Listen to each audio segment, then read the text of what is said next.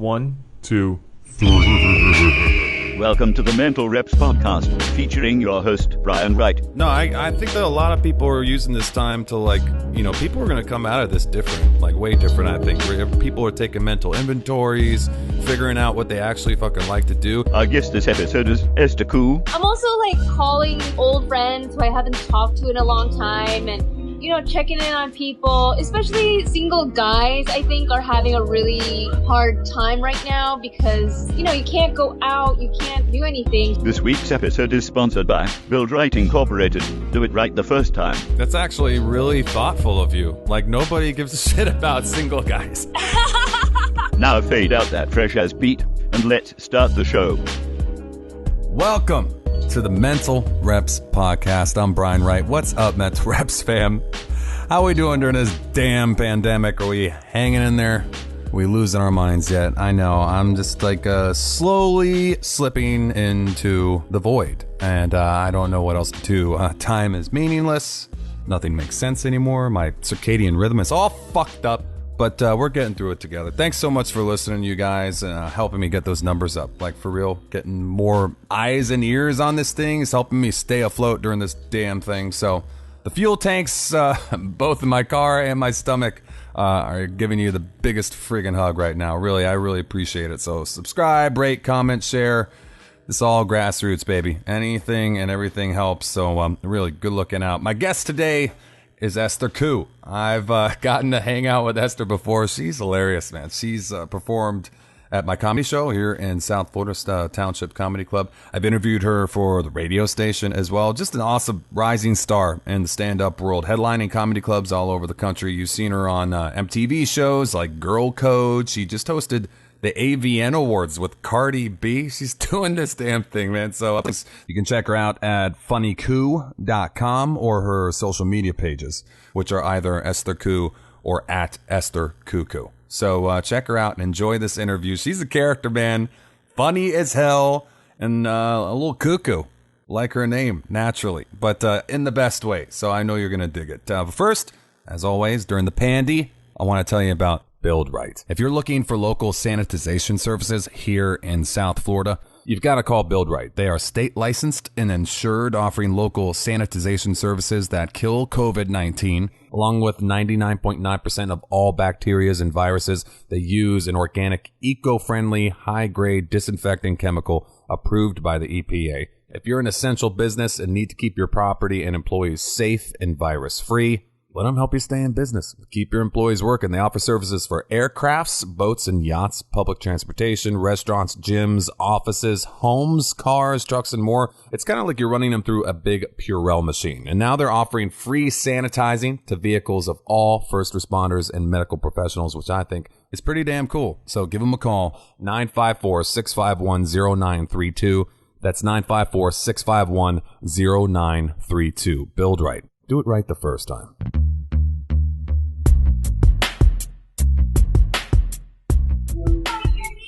Hey, look who it is. What's up, girl? Hi. Would you mind going horizontal for me? Taking the camera. Landscape? Yeah, landscape. There we go. You outside? I love it. Yeah. So how you holding up in the time of Rona? You know what? I'm doing great. I almost don't want the quarantine to end. I heard that from a couple people. It's I like this staying at home shit, social distancing. I don't want to see anybody. I mean, the thing is, I'm just being super productive, So it's once you get in a groove of I'm trying out new recipes. Writing material off of the news every day. I created a YouTube show that I'm posting. I've been watching your videos on Instagram when you're in front of the drums. I fucking love it. Yeah. That's great. Exactly. Little updates. I'm learning how to play drums. And every time, I'm just looking up songs. I'm just I'm loving this. It's the I don't want silver it to lining. end. No, I think that a lot of people are using this time to, like, you know, people are going to come out of this different, like way different, I think. People are taking mental inventories, figuring out what they actually fucking like to do. And all that talk about, oh, I don't have time to do this. That's the line that everybody gives. I don't have time. If I have more time, I do. Now you got all the fucking time you possibly need. Now you have no excuse. So what are you doing? And I'm also like calling old friends who I haven't talked to in a long time, and checking in on people, especially somebody who like single guys. I think are having a really hard time right now because you can't go out, you can't do anything. So that's actually really thoughtful of you. Like, nobody gives a shit about single guys. Well, they make up the majority of my fan base. So good call. I'm calling my friends who I know are alone, and checking in on them, and usually when I call them, they sound like I just woke them up, even if it's like in the middle of the afternoon. So I know there's a lot of depression. I know people, it's not easy to be alone and to quarantine yourself and to stay inside. So I'm checking in on my friends and trying to cheer them up. And also, like, I called a friend of mine yesterday who's a barber, and I was like, hey, I know this isn't going to last forever. And he tells me, he goes, oh, I still been seeing people. He goes, my shop's closed, but I still see like no more than 5 people a day. I go, you can't be doing that, man. What the hell, man? And he goes, I don't have any underlying conditions. I go, yes, you do. You're elderly. Cold-blooded. He's not that elderly. He's not in his 60s. Slightly geriatric. But still, like, the thing is about this virus is that you can't be taking chances like that, man. Are you crazy? Yeah, dude. People going around licking doorknobs and shit. It's like, what are you fucking thinking, man? They're Why crazy. Test it? Yeah. And it's like, you don't have to be in your 80s to die from this. There are plenty of young people who have died from it with no underlying conditions. Like, why take any chances? I said, I haven't seen anybody. There was that, you saw, did you see the video of those Italian, like, governors or whatever, and they were screaming at people like, what are you going to do the fucking haircut for? Stay on. It's like my favorite video. All these super pissed off Italian people. What are you, out of your fucking mind? That was the best video. Any video out of Italy is great. They're just so cute. I fucking love it. Well, it's good to see. Last time that I saw you, we had a great conversation when you stopped by the radio station, like in February, right before you headlined Township Comedy Club, which was amazing, by the way. I gotta say, thank you again for doing it. Like, we had a really good time. I hope you had a good time, too. Those were the good old days when we could still congregate in a bar. I know. It's so crazy to think back, like, how it's like I look back with nostalgia. Like, oh, man, remember when we could all, like, hang out and see people? But, like, it was a good lineup. We had Faisal, Malik, Paulie McPaulson, Carl Remy, and then you went up and just leveled the place. You broke the ukulele out, I should say. Not ukulele, ukulele. You blew that bitch up. It was a lot of fun. Yeah, good times, man. Thanks for having me. That was so much fun. Of course. I actually really enjoyed it, and I think that I'll try and post a link of our last conversation too again, so if anybody wants to go back, like, we covered a lot. I listened to our interview again, I forget when I listened, it was like a week and a half, 2 weeks ago, and I really enjoyed that interview too. That was like a lot of fun. We talked for over an hour, like an hour and a half. You were just chilling at the radio station. By the way, this is what I wanted to tell you. You know that guy that was in the front row of the comedy show? He was really scruffy, long hair. We talked about him afterwards. Corey, it's my buddy Corey, and you were giving him like a hard time in a good way about how he had like a scruffy beard and long hair and he like needed to get his shit together. Do you remember that? Uh-huh. He's since chopped off all his hair. He's trimmed his beard.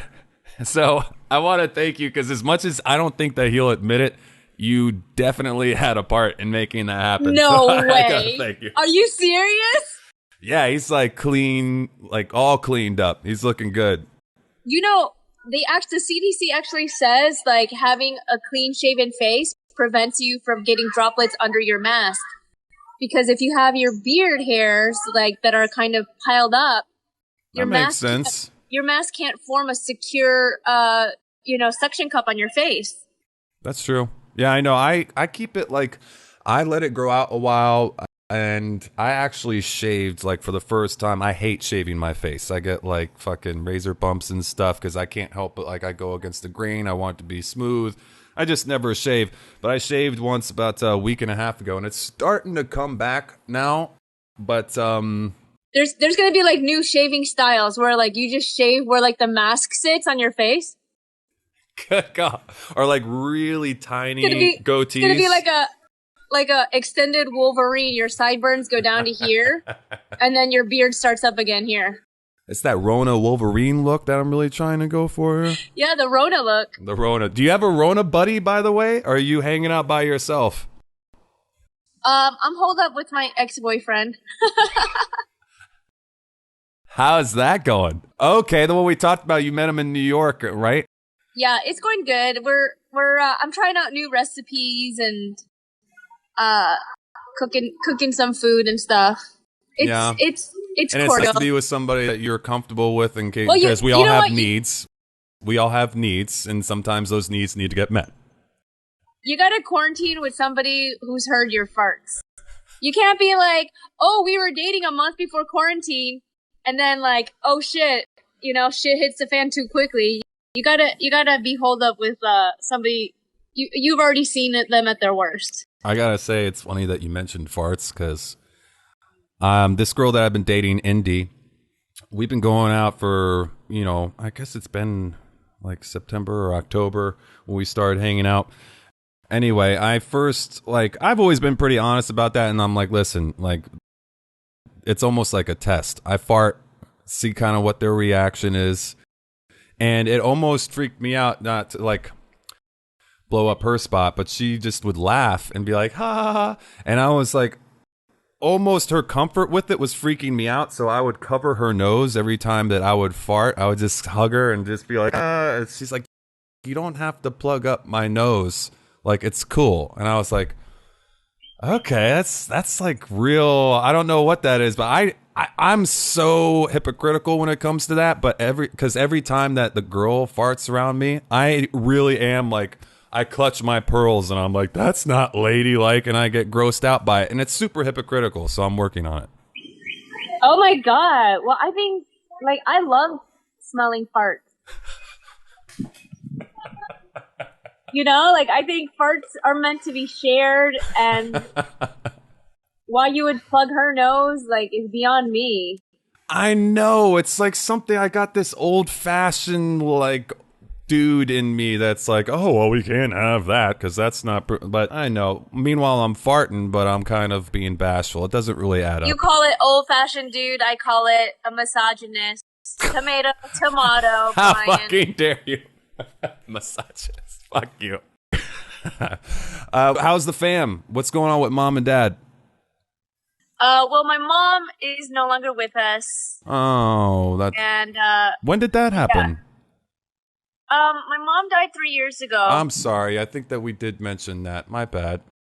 Yeah, no worries. And, but, my mom was a nurse, and she would get really attached to her patients. Like, she was a hospice nurse at the end, and then she would, like, go to everybody's funerals. That's what oh, my God. Really? Yeah, and wow. I'm just like, man, she would invite me to her patients' funerals, and I'm like, you don't have to go to every patient's funeral, but that's like fucking beautiful. At the end, it's like, the nurses are with the patients even more than the family members are, and you get attached, and it's like, it almost seems rude maybe not to go to the funeral once you were their nurse for so long and cared for them and for months and months at the end of their life. That's what I remembered your mom being a nurse, and that's what I was going to ask you is what she thought or what she would have thought of everything that's going on right now. I mean, because I have a couple of friends who are nurses, It really is amazing what they're doing. All these people like putting their lives at risk. I mean, I know it is their job, but like when Trump accused the nurses in New York of stealing supplies, I was like, yeah, he's right, because my mom would always take alcohol swabs and IVs. I'd be like, I'm sick. She'd bring an IV home and like hook me up, and like she'd inject an IV, and I'd always be like, well, no, I want to go to the hospital. Like, it was like when I was a kid, I'd be like, we want to go to the hospital. It's like a luxury. You always said that you wanted to go to the hospital. But my mom wouldn't let us. She's like, I'll take care of you. And well, my mom would have like had a closet full of PPE for sure. PPE? So PPE? What's PPE? Protective. It's like the masks and gloves and stuff. Oh, okay, okay. All right. No, that's right. You were saying that your mom will give you IVs and shit when you she'd bring IVs home. That's pretty dope, though. We never bought Band-Aids. Like, she just took Band-Aids from work. I mean, I how can you have a problem with that when there's that many Band-Aids laying around? It also, a lot of nurses, like, you know, like they put the supplies in their pockets and they forget that they're there, and then they come home and dump it out. It's not like she was like purposefully stealing shit. It's just at a certain point, you just, you know, you're working, and then you come home and you empty out your pockets, and it's like, oh, look, there's the coronavirus test. Happen to have one of those in the old back pocket? No biggie. No biggie. That's fucking great. I love it. I know. I remember. Because you come from a big family. I come from a big family too. I'm one of four, the youngest of four, and you're one of five, right? Yeah. That's cool. So what's going on with the siblings? Like, have you been keeping up with the family? Are they all doing well? Yeah, they're all quarantined, and everybody's in a different state, but they're safe. That's cool.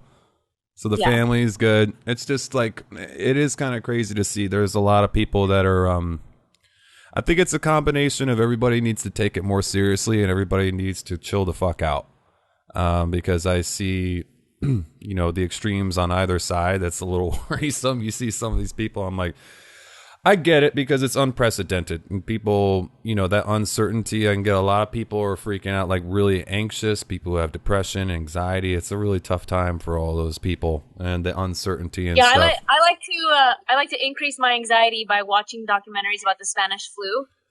Oh my God. Did you watch was it Pandemic or Pandemia or whatever the hell it's called? No, I haven't seen that yet, but I did watch Outbreak, and there's a YouTube documentary on the Spanish flu, and you see the same mistakes that our governors are making now were the same mistakes that they made back then.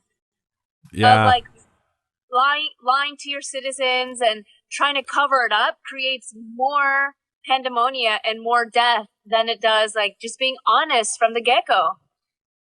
From the get-go? Like car insurance? From the get-go, man.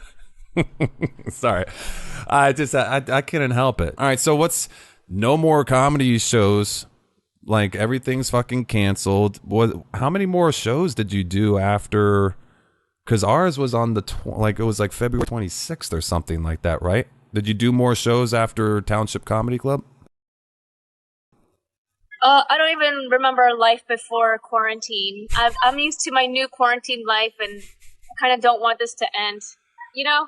It's like, this is the future now. Everybody wears masks in public.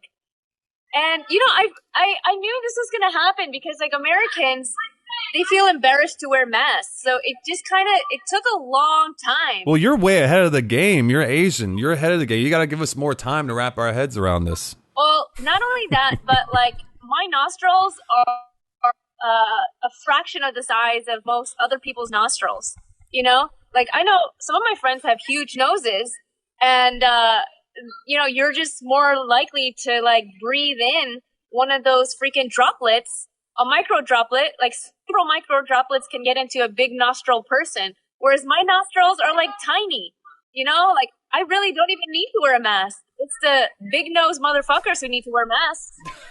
Like Patrick Ewing. I know you don't know who Patrick Ewing is, but, like, yeah, no, I know that there's, It is kind of weird to see, like, I think that you're right, that there is going to be more of like a new norm now where people are going to be way more apt to just be like, take the precautions just in case, because why the fuck not?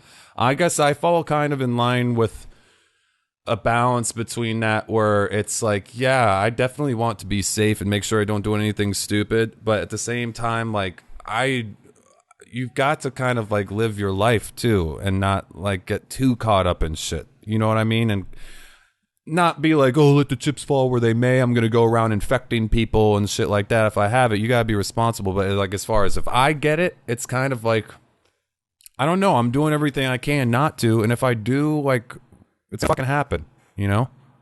Yeah. I mean, I'm being super anal about everything. Like, I've been washing all my groceries and, you know, I've been taking extra precautions. I mean, I don't want to get sick, you know? I don't want to get sick, and I don't want to get anybody else sick. Some people are taking it, like, I'm realizing some of my friends are just idiots, and it's usually my friends who have done a lot of acid in their lives, who think this is all a goddamn conspiracy, and they're like, open your eyes! Look what's really going on! Infringement of our freedom. It's like, no, actually, they're actually trying to prevent us from dying. I feel them though. Like, you know, I don't agree. I was very much that way. Like, I think we talked about this a little bit. I took like a lot of mushrooms in my 20s and I never got into acid, but I took a lot of mushrooms and I get the inclination to be like, there's gotta be something more going on here, man. The problem is that, yeah, there might be, but like, you're never going to have the proof of it. And if you start thinking that way, you start seeing conspiracies and everything, like, it can just overtake your life. Like, I was sitting around at one point, like, just all day long, just sitting, thinking of stuff to get pissed off about. And you could almost do that, and rightfully so. And then eventually I just got to a point where I'm like, this is like a shit quality of life. Like, moving on and being positive about shit, it's not an admittance of like those things aren't happening. It's just more being pragmatic and being like, I don't want to be miserable my whole life and going around calling it, well, you don't understand, man. It's because of the fucking deep state, bro, and Pizzagate. And I'm just, I can't talk Pizzagate all day. You know what I mean?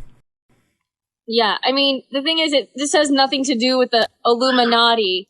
It's like, the people who they think are in the Illuminati have been infected with the virus. And it's not like they're trying to kill us or anything. And if anything, they're trying to keep us alive, you know? But I do notice it's a lot of people who believe in the conspiracies. They're all guys. You know, and I think it is. All my male friends who aren't. So like, I'm misogynistic and you're fucking, yeah. What's the female equivalent of misogyny? I'm feminist. No, fuck that's feminist. Get the fuck out of here. I can't think of it. It is a lot of single guys who are conspiracy theorists, and I think I have a theory on why more guys are conspiracy theorists than girls are, is because they have a hard time grasping the truth. The truth of the matter is, yeah, some fucking guy in China ate a bat. We're all getting sick because of it. That's the truth. And I think Occam's razor. I think women have a easier time handling the truth because we get our periods when we're fucking 12 years old. And when you get your period when you're 12, it's like shit hits the fan early. You're still a kid. Now you gotta carry around sanitary napkins to school and like run to the bathroom. Like, this is the reality of the situation. Reality hits women far sooner than it hits men. And so that's why we're more mature, and that's why we're able to handle reality, and that's why the countries with a female president have like far fewer deaths from coronavirus than the ones with men leading them. That is an interesting take. I would like to fact check some of that shit because I feel like some of that you just made up. No, it's true. There's an article on Forbes. all the women leaders, there's less people dying if they have a female leader. I believe you. I guess I would believe you. It's not like I'm saying that's not possible. They're taking precaution. They took precautions early because they knew the gravity of the situation. and they're not about their ego, of protecting their ego, and about the economy. Let's prevent, people from dying more than I would definitely agree. Economy. I could see that. I could see where women, especially with something like this, maybe being more well equipped to be like, listen, we need to shut everything down. I mean, to be fair, I know women who have just as big, if not bigger, egos than a lot of men that I know. So I don't think that ego is necessarily condensed to just males. I definitely do think that right now is a good time for a caring hand and people caring less about the things that don't matter and caring more about what really does matter, which is that we're all safe, family, keeping things safe and not trying to get caught up in the economics and politics of shit when more things are important, like human shit. So I could see that perspective, and I could see how women would be like. I do think I got zero problem. We talked about this, I think, last time that we talked. I like the idea of, there's a lot of women that I know that it's like, dude, I would follow them to hell. Like, they're really capable, smart, intelligent women out there that I would, but it seems as though the ones that, like Hillary, I just didn't like people. I don't like Hillary. And I think that just because I don't like her, people think I'm misogynist because she's a woman. And I think some of the people like her just because she is a woman, and they're not really looking at the facts of how she isn't great. So I think there's two sides to it. I think AOC is going to run for president in 2024, and I think she'll kill it. Yeah, I think she might be a little young. She'd probably get on a vice president. I don't know if enough people love all her ideas, even though, listen, I think she's got some good ideas. I think she's got some crazy ones, but I could fucks with her in the right saying. It's just, oh, you know what? Hold on. Okay, God, I thought that my recorder was stopped. It's good. All right, really quick, because I want to chat. I want to chat back in with you before this is all over, and we can talk more. And I actually have all these things set up for today, so I just again wanted to check in and fucking see how you're doing. And I think that it's good, like you said, to check in with our friends and see how everybody's doing. And make sure that everybody's got everything they need. You got fucking TP there. You got your paper towels. Are you good to go? You got everything you need? I'm fine. I have everything that I need. I was missing some red peppers for a recipe today, but it's not a big deal. I try to call at least one friend in New York a day. I lived there for 7 years, and I have a lot of friends, and I know they were hit really hard, and I can't imagine grocery shopping in New York. It must be such a pain in the ass right now. So, oh my God. I text my friends and ask them if they need me to ship them anything. And, so everybody says they're fine, but everybody's a little freaked out. It's also hard to ask for help, I think. So, but it's everybody is in need of help. So I don't know, even if I could just provide moral support by just calling one friend a day, I think just checking in on my friends. That's really cool. It feels good to do it also, because it's who knows if anybody has called them during this whole quarantine at all. Maybe I'm the only one. So And it's a good thing to try and be of service to others. I think that feels good.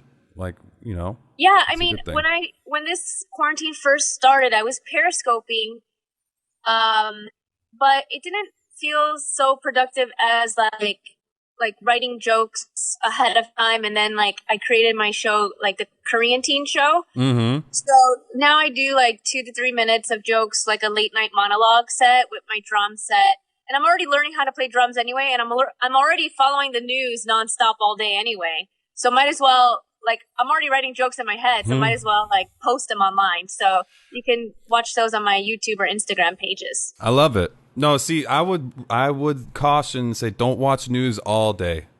You gotta make sure that you take a break. I don't watch the news. I read the news. So I think reading has a different effect than watching, because when you watch the news, they put all those scary music and all those graphics to make it sound like, holy shit, it's the end of the world. And it's not the end of the world. It's good. This is going to come to an end. And, we just need to know what the facts are. Speaking of reading or watching things. What are you watching during quarantine, like for your downtime? Have you watched Tiger King? I started the first episode of Tiger King and I couldn't stand it, so I actually didn't even get past the first episode. A protest. First one I've heard. You couldn't do it? I couldn't get into it. No, I don't. I mean, I see all the tweets about it. I see all the memes, but I think you might need to give it another shot. Why? Because, okay, I started Game of Thrones. I tried to watch the first episode like 3 times, and I just didn't like it. I'm like, what are they in the fucking Renaissance time? There's dragons. What the fuck is going on here? This is stupid. And I ended up watching it like a 3rd time. I got through it, and then I started watching the 2nd episode. I watched like the 3rd episode, and then like by the end of the 1st season, I was, okay, I fucking get this. There's a reason why this is like the biggest show on the planet right now. That fucking documentary you think that you got it figured out. If you watch the 1st episode, you're like, oh my God, this is so crazy. Then you get to the 2nd episode. What the fuck? There's these people too. And then there's only 7 episodes. They're like 45 minutes each. So I would just like implore you, give it another shot. Just try and watch it one more time. Maybe take an edible or something. Take a drink. Yeah. And try and get through that 1st episode and see if you can't get through it. I'm telling you, I think that you'll dig it. But don't watch it if you don't want to. By all means, fuck me. Yeah. I think you should try it. I mean, I like watching movies more. I mean, I might give it a shot. I don't know. I feel like based on all the memes that I've seen, I feel like I know what happens. Oh. No? I'm like, okay, Carol Baskin killed her husband. Yeah, that's the big one that's going out there. Like, yeah, you I'm sure that you've heard that, and there's others, but like, I'm telling you, that shit, it goes deep. It goes deep. It's fucking intense. All right, well, listen, I want a couple things before I let you get out of here. And again, like I said, sometime soon, within the next like couple months or something, I want to check in with you again. And if you're down here, hopefully when this fucking Corona shit passes over, maybe we can go out. I talked to Brett Ernst right before I talked to you. He said that he wanted to go out and get a drink or something. So maybe we can all go out and get a drink when this shit all blows over. Oh, right. Okay, cool. But really quick, I have this thing. It's called Hater Hall of Fame. You don't have to do it if you don't want to, if you don't have anything. But here's the deal. I like to keep the show positive, obviously, especially with everything that's going on right now, keeping the vibe up. But it's also unhealthy to keep all this angst bottled up. You don't want to sit there and pretend like everything's all right, only to like explode at the wrong moment. So I'm trying to like give people like a healthy platform to express what's pissing them off today. It's a little segment that I call Hater Hall of Fame. I hate you guys. I hate you. I don't even know you. I hate you. You're tacky and I hate you. What's pissing you off? What's pissing me off are people who don't think that this virus is a real thing, and people who are just going about their day. I have friends in New York who are just hopping on subways unnecessarily just because shrimp is on sale in Brooklyn. You know, they're just like almost laughing at people who are taking this seriously and just mocking us. And they're pissing me off because it's not about them. You know, they might have, their immune system might be in perfect condition, but they might be carriers and they're spreading it around unknowingly. So I'm just pissed off by people who aren't capable of reading articles and educating themselves on what's going on right now. And to be honest, they're pissing me off. Like I need to like cut off some of my friends because I'm just like, I thought you were smarter than this. Like you're seriously like still having people over at your apartment. Like, they're like, yeah, I invited 10 people over to jam tonight. I'm like, not a smart idea, dude. It seems like it's like, it's something almost like they're trying to do because they're scared and they like to feel like they have more of a control over it than they really do. And they've got something figured out that nobody else does. It's like, because really, I think that they're scared as shit. They're probably more scared than everybody else who's taking it seriously. Totally. That's exactly what it is. They're actually more scared of it. Whereas like, if you just educate yourself on the facts and just know that, you know, you just stay inside and you won't be exposed to it, then you'll be fine. I fucking love it. That's awesome. So before we leave, like, let's try and like give everybody something positive to end on. Like, listen, we're all going through this shit, right? It's like a tough time for everybody, and everybody's dealing with it in a different way. But let's try and give everybody something positive to leave off on. How do you think, in your own words, what would you like to see come from this? Like, what's your silver lining, and what do you hope that people are going to take from this and try and institute in their life when this is all said and done? After the Spanish flu in 1918 came the Roaring 20s, and I think a lot of people can't wait to go back out to bars and restaurants and concerts and comedy shows and interact and shake hands and hug and stuff, and all that is gonna come. Like, this will all come to an end. So, and the economy will be stronger than ever before, because we will never take for granted. Like, how many times do we flake on our friends? Like, I'll text you, I'll meet you there, I'm almost there, and you haven't even like put on your clothes yet. But now I think people will really appreciate the simple things in life that we really took for granted. I mean, how often does a global pandemic happen? Once in a century. So I think we're just all going to appreciate each other more. And I think maybe it'll be easier to say, to be affectionate with our words with each other, because you never know. I mean, a lot of people lost their lives, or a lot of people got sick, and I think there'll be a whole change in attitude once this is all over. How awesome has it been just to like not have to feel like you have to think of a good excuse to not go out? Like, if somebody asks to do something, it's just so nice to have this built in, like, oh, well, we all got to stay home. We can't go anywhere. It's like, it's a real bummer, isn't it? I fucking love it. The people I feel bad for are like people who are like, can you do my podcast? I'm like, oh, I'm booked up. Yeah, that's another thing. You don't have any good excuses to say, like, I'm just too busy. I'm touring right now. I got too much going on. Right. Come on, Esther. You're not doing anything. I still have standards, bitch. Thank you so much again for hanging out with me, and we'll definitely catch up soon. Yeah, thanks for having me, and stay safe out there, man. Say hi to your buddy or your ex or whatever, and hope you guys are gonna enjoy your time and not kill each other during quarantine. Yeah, don't worry, we'll be fine.